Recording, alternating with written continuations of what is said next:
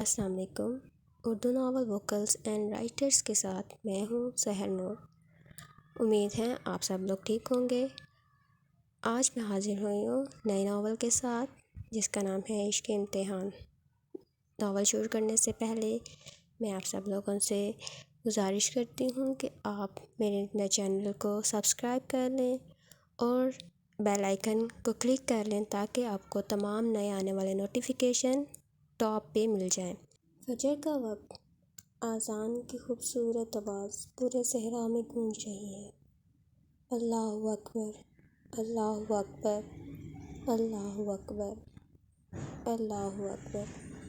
ایک ویران درگاہ، صحرا کا سناٹا اس درگاہ کو مزید خالی بنا رہا تھا، مگر فرش اس کا اتنا صاف جیسے ابھی دھویا گیا ہو۔ سلیم بیٹا، آؤ نماز ادا کریں۔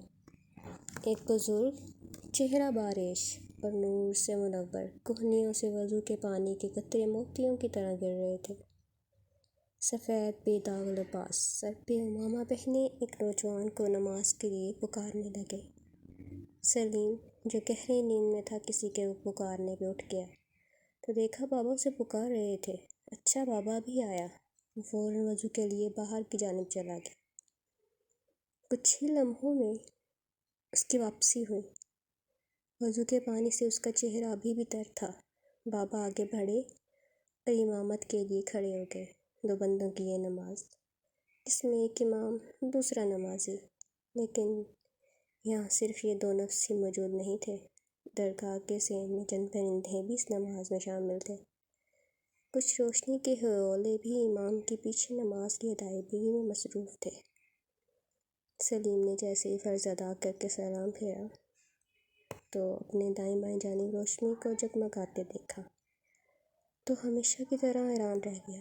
آج تک وہ بابا سے اس راز کے بارے میں نہ جان سکا تھا۔ سلام سائیں۔ سجاول نے ڈیرے پہ آتے ہی کھاتوں کا رجسٹر اٹھایا اور وڈیرے زمان شاہ کے کمرے میں حاضری لگوانے آ گیا۔ وعلیکم السلام۔ سجاول، آج کل تیری شکایت آ رہی ہے، دیر لگاتا ہے تو ہر روز حویلی آنے میں۔ زمان شاہ نے غوبدار لہجے میں کہا۔ معافی چاہتا ہوں وڈے سائیں، 3 دن سے بابا کی طبیعت خراب ہے تو گھر کے کام نمٹانے میں دیر ہو جاتی ہے۔ آئندہ خیال رکھوں گا سائیں۔ سجاول نے وہیں قالین پر بیٹھتے وضاحت دی۔ دیکھ سجاول، یہ روز کے بہانے نہیں چلنے۔ اگلی دفعہ تیری تنخواہ سے کٹوتی ہوگی اور جا یہاں سے۔ زمان شاہ نے نخوت بھرے انداز میں اسے باہر جانے کا اشارہ کیا۔ جی سائیں۔ سجاول خاموشی سے اٹھا اور باہر نکل گیا۔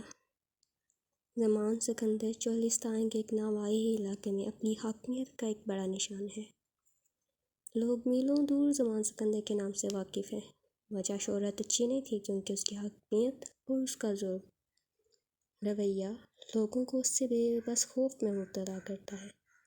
یہاں یہ ضرب المثل خوب پوری آتی ہے، جس کی لاٹھی اس کی بھینس۔ چاپلوسی کرنے والے لوگ زمان سکندر کے ارد گرد منڈلاتے رہتے ہیں اور اس کی حاکمیت کا بے زریغ استعمال پر اکساتے ہیں۔ یہی وجہ ہے کہ زمان سکندر خاندان بھی اسی زعم اور تکبر کا شکار ہو چکا ہے۔ زمان سکندر کی بیوی سعدیہ کو اپنے علاوہ کوئی اور خود سے بہتر نظر نہیں آتا۔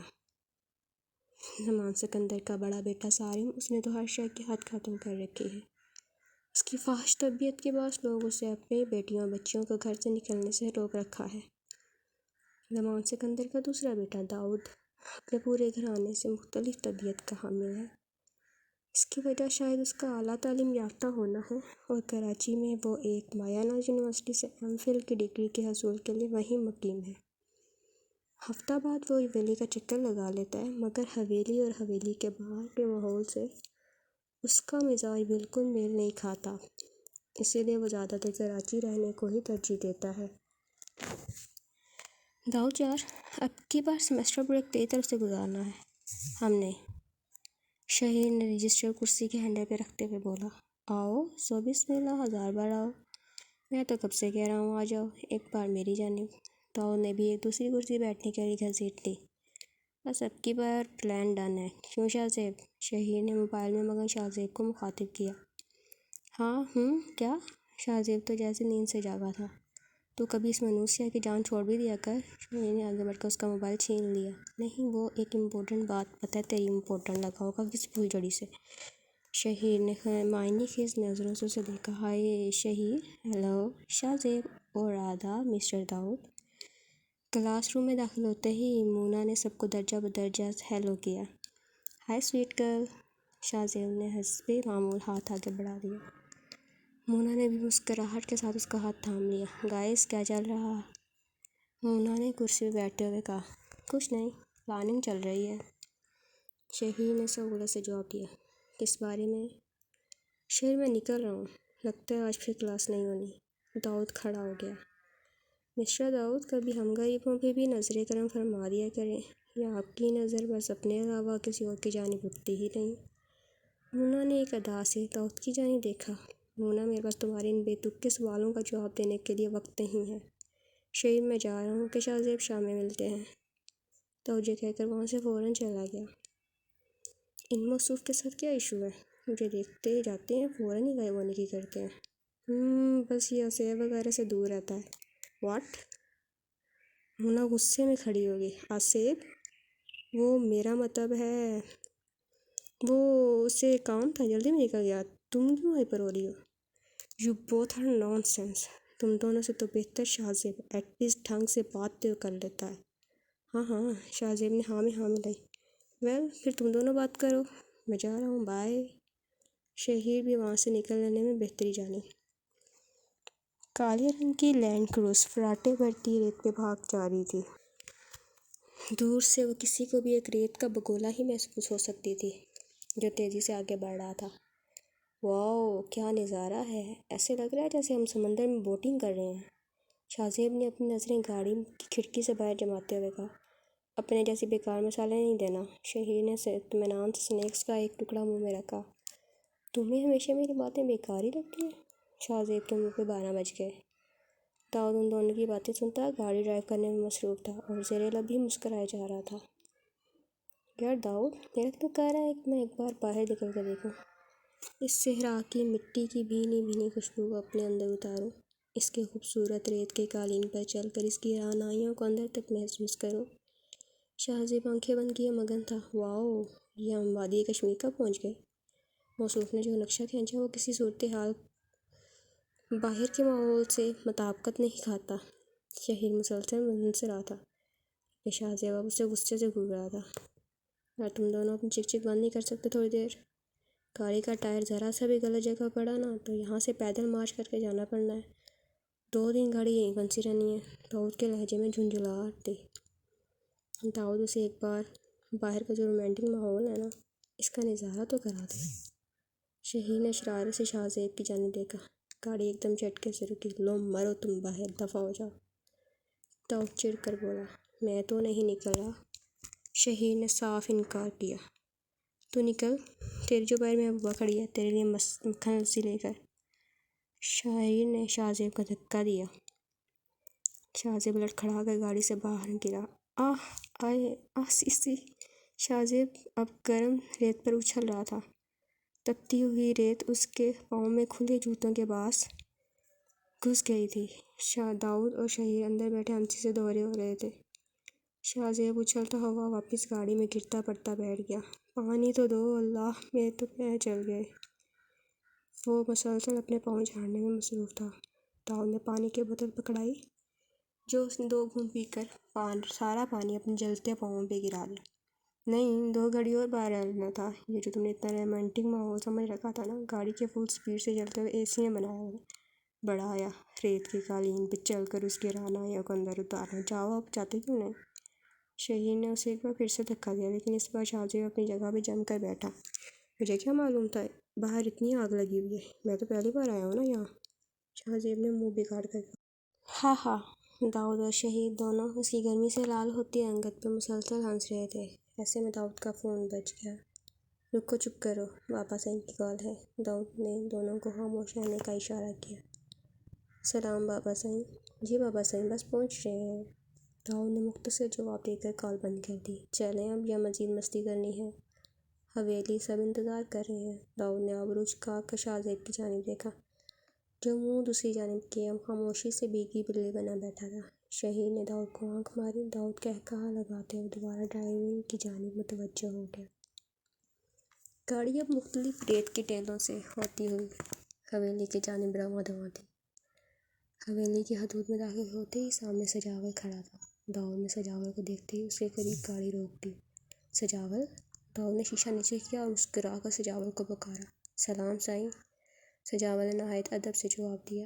وعلیکم السلام! یار اب تو تم مجھے یہ سائیں وائی مت کہا کرو، یار ہو اپنے۔ داؤد یہ کہتا گاڑی سے نیچے اتر آیا اور انتہائی گرم جوشی سے سجاول کو گلے سے لگا لیا۔ کیسے ہو؟ سب گاؤں والے کیسے ہیں؟ اور تمہارے گھر والے؟ سجاول سے اب وہ باری باری سب کا پوچھ رہا تھا۔ سائیں سب خیر ہے، اللہ پاک کا کرم ہے۔ گڈ! تم یہاں ہمارا انتظار کر رہے تھے؟ داؤد نے اپنے گرد و نواح میں نظر دوڑائی تو اسے سجاول کے علاوہ کوئی اور کھڑا نظر نہ آیا۔ جی سائیں، مجھے معلوم پڑا آپ لوگ بس پہنچنے والے ہیں تو میں یوں رک گیا۔ یار تم بھی سائیں بندے ہو، اتنی گرمی پڑ رہی ہے دیکھو تو، اور تم یہاں کھڑے ہو۔ داؤد نے اپنی پیشانی پہ آئے پسینے کی بوندیں پونچھ کر کہا۔ سائیں ہمارے لیے یہ گرمی نہیں ہوتی، یہ تو ہماری زندگی کا حصہ ہے جی۔ اچھا چھوڑو، ان سے ملو، یہ میرے دوست ہیں۔ داؤد نے شہید اور شاہ زیب کی جانب اشارہ کیا جو داؤد کو کافی دیر سے کھڑا پا کر خود بھی گاڑی سے نکل آئے۔ ہیلو! شاہ زیب نے سجاول سے ہاتھ ملایا۔ اوئے ایسے نہیں ملتے یہاں، سوکھا سڑا ہیلو ایسے ملتے ہیں۔ شہید نے آگے ہو کر سجاول کو گلے سے لگایا۔ تم سے مل کر اچھا لگا۔ کافی ذکر سنا تھا تمہارا داؤد سے، کافی گہری دوستی ہے تم دونوں میں۔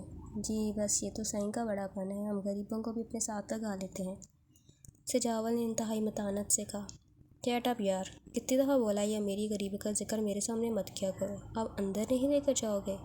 یہاں ہی ہماری چتا جلوانے کا ارادہ ہے۔ ہاں ہاں ہاں، شاہ زیب کی تو تیار ہو گئی۔ شہید نے پسینے سے بھیگتے بھیگتے شاہ زیب کو ٹھہوکا لگایا۔ شاہ زیب کا تو حقیقتاً برا حال تھا۔ وہ کہاں گلگت کا رہنے والا اور یہ سبتا صحرا، اس کا تو بروسٹ بن رہا تھا۔ یار کیا اندر بھی یہی حال ہے؟ شاہ زیب کے بے مشکل گلے میں پھنسی آواز نکلی۔ ہاں ہاں، تو اندر چل۔ داؤد نے اب گھسیٹ کر حویلی کے گیٹ کی جانب چل پڑا۔ ان دونوں کے پیچھے سجاول اور شہید نے بھی قدم بڑھا دیے۔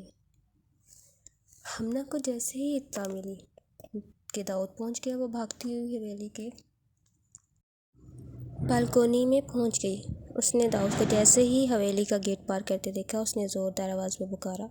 لالا! لالا! داؤد لالا! داؤد جو شاہ زیب کو پکڑے اندر داخل ہو رہا تھا، ہمنا کی چہکتی ہوئی آواز اس کے سماعتوں سے ٹکرائی۔ داؤد نے فوراً آواز کی جانب رخ کیا تو ہمنا کو بالکونی میں کھڑے پایا۔ وہ اسے کھلے چہرے کے ساتھ ہاتھ ہلا ہلا کر پکارنے میں مصروف تھی۔ اوہ خدا! بے وقوف لڑکی! داؤد نے بے مشکل اپنے تاثرات کو چھپایا۔ یار سجاول، تم ان لوگوں کو مہمان خانے لے جاؤ۔ داؤد نے سجاول کو جلدی میں ہدایت کی اور خود قدم بالکونی کی جانب بڑھا دیے۔ ہمنا نے داؤد کو اپنی جانب آتے دیکھا تو فوراً بالکونی سے ہٹ کر نیچے کی جانب بھاگی۔ اتنی دیر میں داؤد اندر داخل ہو چکا تھا۔ لالا! ہمنا تیزی سے سیڑھیاں پر رانگتی داؤد کی جانب بھاگی۔ لڑکی، تھوڑا چھری تلے دم لو، کیا اچھل کود مچا دی ہے؟ داؤد نے مصنوعی ناراضگی سے کہا۔ لالا، ایک تو آپ اتنے دنوں بعد آئے ہو اور کہتے ہو کہ میں آپ کو دیکھ کر اچھلوں بھی نہ۔ ہمنا نے منہ پھیلا کر رخ پھیر لیا۔ اچھا میری بلی، دراصل اس بات پہ ناراض ہو رہا ہوں، میں اکیلا نہیں تھا، دوست بھی تھے میرے ساتھ۔ تم ہو کہ بے وقوفوں کی طرح مجھے آوازیں دینے لگ گئی۔ داؤد ہلکے سے ہمنا کے سر پہ چپت رسید کی۔ اچھا؟ ہمنا نے اپنی گول گول آنکھوں کو سکیڑا۔ پھر بھی میں آپ سے ناراض ہوں، جو میں نہیں بول رہی۔ ہمنا ہنوز منہ پھیلا کھڑی تھی۔ ہاں ہاں، اب کس لیے ناراض ہو؟ داؤد اس کی معصومیت پہ بے اختیار ہنس دیا۔ اتنے دنوں بعد کیوں آئے؟ کتنا یاد کیا میں نے آپ کو، اور آپ معلوم ہے مجھے اماں نے بھی ڈانٹا ہے۔ ہمنا کے تین کٹورے آنسوؤں سے بھرنے لگے۔ ارے ارے ارے، رونا نہیں، میں آ گیا ہوں نا، اب پوچھ لیتے ہیں اماں سے بھی کہ کیوں میری پیاری سی بلی کو ڈانٹ دیا۔ داؤد نے فوراً سے ہمنا کو اپنے ساتھ لگایا۔ ہاں ہاں، لگا لے شکایتیں ماں کی، ماں تو جیسے تیری دشمن ہے نا۔ اچانک ہی ایک نسوانی لیکن بھاری آواز میں کہا گیا۔ داؤد نے پلٹ کر دیکھا تو سامنے کھڑی شخصیت کو دیکھتے ہی اس کے چہرے پہ مسکان بکھر گئی۔ سلام چاچی! داؤد نے ہمنا کو خود سے الگ کر کے فوراً سے آگے بڑھ کر سر جھکا کر سلام کیا۔ وعلیکم السلام بیٹا، کیسا ہے میرا شیر؟ نفیسہ خاتون نے نہایت پیار بھرے انداز میں داؤد کے سر پر ہاتھ پھیرا۔ میں فٹ الحمدللہ چاچی، آپ کیسی ہیں؟ میں تیرے سامنے ہوں، دیکھ لے کیسی ہوں۔ نفیسہ خاتون نے شرارت بھرے انداز سے ایک نظر کہا۔ داؤد نے ایک نظر ان کے سراپے پہ ڈالی، وہ واقعی اپنے نام کی طرح نفیس نظر آ رہی تھی۔ عمر کی 35 بہاریں دیکھنے کے باوجود وہ ایک چاق و چوبند خاتون تھی۔ چہرے پہ پہلے سکون نے ان کی دلکشی میں مزید اضافہ کر دیا تھا۔ ارے چاچی ایسے مت کہا کرو، دل ہار جاؤں گا۔ داؤد نے اسی انداز میں جواب دیا، ہے بے شرم، کیسی باتیں سیکھ کر آئے ہو شہر سے۔ ہاں ہاں چاچی، تم میری ماں ہو، اور ماں کو اپنی محبت بتانے میں مجھے کوئی ہچکچاہٹ محسوس نہیں ہوتی، کیونکہ ماں اور بیٹے کی لو اسٹوری سے بہتر لو اسٹوری آج تک نہیں لکھی گئی دنیا میں۔ داؤد نے چمکتی آنکھوں سے نفیسہ خاتون کی جانب دیکھا۔ خوش رہو بیٹا، اللہ تمہیں ہمیشہ یوں ہی ہنستا مسکراتا رکھے۔ نفیسہ نے داؤد کی جانب پر تھپتھپایا۔ اگر ماں بیٹے کا محبت نامہ اختتام پذیر ہو گیا ہو تو میری دادرسی کی جائے گی، ہمنا نے چڑھ کر بولا۔ اوہ سوری، میں بھول گیا، چاچی کیوں ڈانٹا آپ نے میری گڑیا کو؟ داؤد آبرو جھکائے اب نفیسہ سے مخاطب تھا۔ یہ بہت بدتمیز اور خود سر ہوتی جا رہی ہے، کتنی بار سمجھایا اسے میں نے، ہمیشہ اس کے سر پہ میں نے نہیں رہنا، کل کو اگلے گھر جائے گی تو اس کی لاؤبالی حرکتیں مجھے شرمندہ کر دینے میں کوئی کسر نہیں چھوڑیں گی۔ دیکھو دیکھو لالا، یہ ہر وقت مجھے یہی کہتی رہتی ہے، مجھے کہیں نہیں جانا، یہاں ہی رہنا ہے آپ کے ساتھ۔ اماں بے شک مجھے اپنے ساتھ نہ رکھے، آپ تو سکتے ہیں نا، ہمنا نے اپنی ازلی معصومیت سے کہا۔ ہاں ہاں کیوں نہیں، اگر دوبارہ آپ نے میری گڑیا کو کہیں بیچنے کی بات کی تو میں اسے اپنے ساتھ شہر لے جاؤں گا۔ اب تو خوش ہونا۔ داؤد نے اپنی ہنسی کو بمشکل چھپایا۔ بگاڑو اس کو مزید، تاکہ کل کو مجھے یہ سنبھال ہی نہ جا سکے۔ اوہ ہو چاچی، کیوں پریشان ہوتی ہیں، میں ہوں نا تیرے، اور اس کے سر پہ، جب تک میں موجود ہوں تمہیں میری گڑیا کے لیے پریشان ہونے کی قطعاً ضرورت نہیں ہے۔ داؤد نے پیار سے نفیسہ کے کانوں کے گرد بازو حمائل کی، انہیں اپنے ساتھ لگایا۔ سلام چھوٹے سائیں، سائیں آپ کو بڑے سرکار بلا رہے ہیں، مٹھل نے آ کر نہایت ادب سے اطلاع دی۔ ٹھیک ہے تم جاؤ، میں آتا ہوں۔ اچھا چاچی میں چلتا ہوں، دوبارہ آؤں گا، اور میرے لیے صبح میرے اپنے ہاتھ سے آلو والے پراٹھے بنا کر دینا، مکھن سے بھرے ہوئے۔ ٹھیک ہے، میں بنا کر بھیج دوں گی۔ لالا صبح ضرور آنا، میں نے بہت باتیں کرنی ہیں۔ دروازے کی دہلیز پار کرتے ہوئے اور پھر سے ہمنا نے یاد دہانی کرائی۔ داؤد مسکراتا ہوا باہر نکل گیا۔